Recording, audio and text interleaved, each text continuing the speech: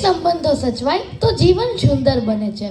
અને આજે આપણે અહીંયા કોઈ સામાન્ય કાર્યક્રમ માટે નહીં, પરંતુ સ્નેહ, સંબંધો અને સંસ્કારોને ઉજવવા માટે એકઠા થયા છીએ. તો પહેલા તો અહીંયા ઉપસ્થિત સૌ જામવાડી ગામના વડીલો તથા સ્નેહીજનોને મારા સત નમન. મારું નામ આદ્યાશીષ કુમાર ડેડાણિયા છે અને હું જામવાડી ગામની ભાણકી છું. એટલે જામવાડી ગામ તો મારા હૃદયમાં વસે છે. મિત્રો, આજે આપણે અહીંયા સ્નેહ મિલન જેવા પાવન પ્રસંગે એકઠા થયા છીએ. તે આપણા સૌ માટે ખૂબ જ આનંદ અને ગૌરવની વાત છે. મિત્રો, સ્નેહ મિલન ખાલી મળવાનો કાર્યક્રમ નથી, પરંતુ સંબંધો મજબૂત બનાવવાનો, પરસ્પર પ્રેમ વધારવાનો અને આપણી સંસ્કૃતિને ફરીથી જીવંત કરવાનો એક શુભ પ્રસંગ છે. મિત્રો, સંસ્કૃતિ એટલે શું? સંસ્કૃતિ માત્ર ભાષા, તહેવાર કે પરંપરાઓ સુધી સીમિત નથી. સંસ્કૃતિ એટલે આપણા વિચાર, આપણો વ્યવહાર, આપણી જીવન જીવવાની રીત. નાનપણથી આપણને જે શીખવવામાં આવે છે, વડીલોનું સન્માન, મહેમાનોનો આદર, સત્ય, સહનશીલતા, પરોપકાર અને એકતા, આ બધું જ આપણી સંસ્કૃતિના મજબૂત સ્તંભ છે. મિત્રો, આપણે જાણીએ જ છીએ કે ભારતીય અને ખાસ કરીને ગુજરાતી સંસ્કૃતિ આખા વિશ્વમાં પોતાની આગવી ઓળખ ધરાવે છે. અતિથિ દેવો ભવઃ, વસુધૈવ કુટુંબકમ જેવા સૂત્રો આપણને માનવતાના પાઠ ભણાવે છે. આજના આધુનિક યુગમાં વિજ્ઞાન અને ટેકનોલોજીએ ખૂબ પ્રગતિ કરી છે. આપણે બધા જ ગ્લોબલ થઈ ગયા છીએ, પણ સાથે સાથે આપણા મૂલ્યોને ભૂલવાનો ખતરો પણ એટલો જ વધી રહ્યો છે. જો આપણે આપણી ભાષા, સંસ્કૃતિ અને તહેવારોને ભૂલી જઈશું તો આપણે આપણી મૂળ ઓળખ ગુમાવી બેસીશું. મિત્રો, આજના યુગમાં ઘણી વખત વડીલોના શબ્દોને ઓલ્ડ ફેશન કહીને અવગણીએ છીએ. આપણે ક્યાંક ને ક્યાંક એવું માની લીધું છે કે વડીલો આપણને સમજતા જ નથી, આપણા વિચારોને અપનાવતા જ નથી. પણ શું એ સાચું છે? ના.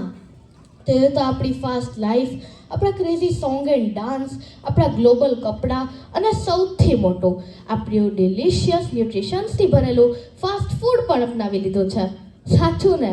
હું મારા દાદા દાદીને જીદ કરું તો તે મારા ભેગા પિઝા અને બર્ગર ખાવા પણ આવે જ છે. મિત્રો, આનું સૌથી મોટું એક્ઝામ્પલ છે અત્યારના લગ્નોમાં ગવાતા ગીતો. અત્યારના લગ્નોમાં સૌથી પહેલું ગીત એડ શીરનનું યુ આર જસ્ટ પરફેક્ટ વાગે છે. સાચું ને? હું એવું નથી કહેવા માંગતી કે આ ખરાબ છે કે ખોટું છે, પરંતુ હું કહેવા માંગુ છું કે વેસ્ટર્ન જ બધું સાચું છે એવું નથી. આપણી સંસ્કૃતિ પણ સારી છે અને આપણને તેના પર ગર્વ હોવો જોઈએ. જેમ કે લગ્નોમાં ગવાતું એક ખૂબ જૂનું ગીત છે, રંગ રે કસુંબલ મેં તો કેસુડાનો લીધો, લીલો તે રંગ વનની વનરાયુનો લીધો. શું આ ગીતમાં મીઠાશ નથી? હવે યાદ કર્યું જ છે તો એક વખત ગાઈ લઈએ. તમે પણ મારી સાથે ગાજો. રંગ રે કસુંબલ મેં તો કેસુડાનો લીધો, લીલો તે રંગ વનની વનરાયુનો લીધો. ઓ પીળો તે રંગ ઉગતી પૂનમનો લીધો, તારલીએ ટાંકી નવરંગ ચૂંદડી રે મારી, નખના પરવાળા જેવી ચુંદડી રે મારી, ચુનરનો રંગ રાતો ઓ લાડલી, ઓઢો ને સાહેબ આછી ચુંદડી રે મારી, નખના પરવાળા જેવી ચુંદડી. આ ગીતમાં પણ કેટલી મીઠાશ છે અને આપણી સંસ્કૃતિ પણ ભરેલી છે. આપણે પણ એક પગલું આગળ વધીએ અને આપણા વડીલોને ગમતી વસ્તુઓ પણ અપનાવી જોઈએ. આ ગીતમાં પણ એટલી જ મીઠાશ છે જેટલી વેસ્ટર્ન ગીતોમાં હોય છે. મિત્રો, સાચી વાત તો એ છે કે આપણા વડીલો આપણી ખુશી માટે આપણી મોટા ભાગની વસ્તુઓ અપનાવી જ લે છે અને જ્યારે તેઓ આપણને ટોકે છે ત્યારે તેમના મનમાં તો આપણા પ્રત્યે ચિંતા હોય છે, કારણ કે તેમના માટે આપણે સદાય બાળક જ છીએ. મિત્રો, એક વાત યાદ રાખજો, જેને સમયને જોયો છે તે જ તેને ઓળખે છે.